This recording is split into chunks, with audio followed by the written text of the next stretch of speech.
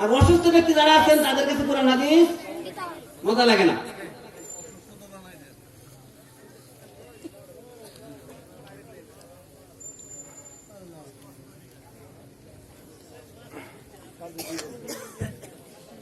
আল্লাহ রাসূল বলছেন, আল মুমিনু feel মাসজিদে সামাকু feel mine, আল মুনাফিকু feel মাসজিদে পাইরু feel কাফকাফে। পাখি পিঞ্জিরায় যেমন ছটফট ছটফট করে, মুনাফিক কুরআন হাদিসের মাজলিসে বলে ছটফট ছটফট করে। মুমিন মাছ পানিতে যেরকম শান্তি পায়, এই ভাই মাছ কি পানিতে শান্তি পায় না অশান্তি পায়? মুমিনের গুণ শুনেন, মাছ পানিতে যেরকম শান্তি পায়, একজন মুমিন কুরআন হাদিসের মজলিসে বইলে শান্তি পায়। আর মুনাফিক পাখি পিঞ্জিরায় যেমন, মুনাফিক কুরআন হাদিসের মাজলিসে তেমন। মুনাফিকের কাছে কুরআন হাদিস মজা লাগে না, অসুস্থ ব্যক্তির কাছে যেরকম মিষ্টি মজা লাগে না। আমি একটা আয়াতের আলোচনা আপনাদের সম্মুখে করতে চেয়েছিলাম। এই আয়াতটা হল সূরা আনআম আয়াত নাম্বার 162। ওই হাদিস দ্বারাও 4টা কথা বুঝাইছে, এই কোরআনের আয়াতের দ্বারাও 4টা কথাই বুঝাইছে। এই 4টা কথা বলার সুযোগ যদি আল্লাহ তাআলা দেয় তাহলে আপনাদের সামনে বলবো, আর সুযোগ না হলে এখন বাদ দিতে গেলে এখনই বাদ দেবো। আপনাদের যদি হয় অসুবিধা, আমার অসুবিধা, কথা কওয়া কষ্ট আছে না নাই? কষ্ট আছে।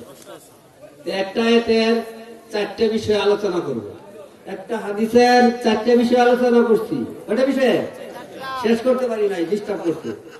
আর একটা আয়াতের 4টে বিষয় আলোচনা করব। দেখছেন ভাই অবস্থা দেখেন।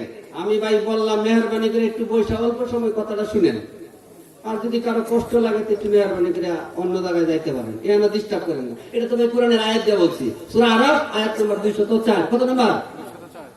ওয়াইযা কুরিয়াল কুরআন ফাসতামিউ লাহু ওয়া আনসিতু লাআল্লাকুম তুরহামুন। যেখানে আল্লাহ এবং আল্লাহ রাসূলের কথা চুপ করিয়া মনোযোগ সহকারে কথা শ্রবণ করো, তাহলে তোমার উপর আল্লাহর রহমত বর্ষিত হয়। আর যারা গন্ডগোল করে তাদের ব্যাপারে অন্য এক আয়াতে ইরশাদ করছেন, وقال الذين كفروا لا تسمعوا لهذا القرآن والغوا فيه। গন্ডগোল করতে তারা, কাফের যারা রাসূল কোরআন তেলাওয়াত করলে কাফেরেরা কারো আঙ্গুল দিত, ডুন্ডকর হই হুল্লা চিল্লা বিল্লা করতো, তারা গন্ডগোল করতো, কোরআন হাদিস শুনতো না। আর সাহাবীরা নাই মনোযোগ দিয়া কথাগুলা কোরআন হাদিসের শুনতো। তো অল্প সময় কথা বলবো, কোরআন হাদিসের মনোযোগ দিয়ে শোনার চেষ্টা করেন। হাদিসের 4টে বিষয় শেষ করতে পারি না। তো বলছিলাম আল্লাহর জন্য সূত্রদানি করা, আল্লাহর জন্য বন্ধুত্ব করা, আল্লাহর জন্য দান করা, আল্লাহর জন্য দান করা হইতে বিরত থাকা, দান করবেন না।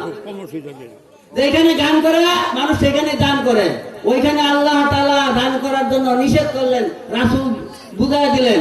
যেখানে গান করে মানুষ ওইখানে দান করে, আর সভা সমিতি মাদ্রাসা মসজিদ এখানে দান করে না। যেখানে দান করার জন্য বললেন, এই হাদিস দ্বারা দান করার জন্য বললেন, আবার এই হাদিস দ্বারা দান করতে নিষেধ করলেন। ফাঁকা দিস্তাকমাল ঈমান, ওই ব্যক্তি ইমানদার যে ব্যক্তি আল্লাহর সন্তুষ্টির জন্য আত্মীয়তা করে, আল্লাহর সন্তুষ্টির জন্য স্ত্রী তালাক দেয়, আল্লাহর সন্তুষ্টির জন্য দান করে, আল্লাহর সন্তুষ্টির জন্য দান করা হইতে বিরত থাকে। ফাঁকা দিস্তাকমাল ঈমান, সেই ব্যক্তি ইমানদার। বলি সুবহানাল্লাহ, একটু জোরে সুবহানাল্লাহ। এইবার একটু শোনা গেছে সুবহানাল্লাহ। এবার মনে হয় কয়েকজন মানুষ ঘুম থেকে সজাগ হয়েছে। আর আগে তো সুবহানাল্লাহ বলছে, এটা তো অর্ধেক মারা গেছে লানা, মানে পুরা মানুষ আঁকতে পারে না, রাও করতে পারে না। যদি কয় ফুটবল, ফুটা দা ফুটবল, এটা কি ব্যক্তি পুরা মানুষ, জোয়ান মানুষ শক্তি খাটায় বলবেন সুবহানাল্লাহ। আল্লাহ তাআলা তার এই কালামে ইরশাদ করলেন, সূরা আনআম আয়াত নাম্বার 162, কুল ইন্নাস সালাতি ওয়া নুসুকি ওয়া মাহইয়ায়া ওয়া মামাতি লিল্লাহি রাব্বিল আলামিন। আমার সালাত, আমার কুরবানি, আমার বেঁচে থাকা, আমার মরে যাওয়া লিল্লাহি রাব্বিল আলামিন। কার জন্য ভাই? আপনার মরে যাওয়া আল্লাহর জন্য হয় না, আপনার বেঁচে থাকা আল্লাহর জন্য হয় না, আপনার সালাত আল্লাহর জন্য হয় না, আপনার কুরবানিও আল্লাহর জন্য হয় না।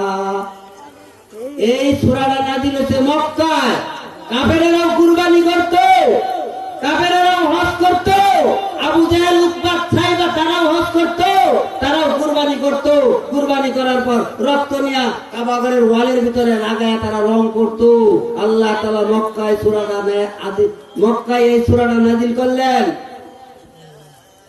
অন্য এক আয়াতে ইরশাদ করেছেন সূরা হজ আয়াত নাম্বার 37, লা ইয়ানালাল্লাহু লুহুমুহা ওয়ালা দিমাউহা ওয়ালাকিন ইয়ানালুহুত তাকওয়া মিনকুম।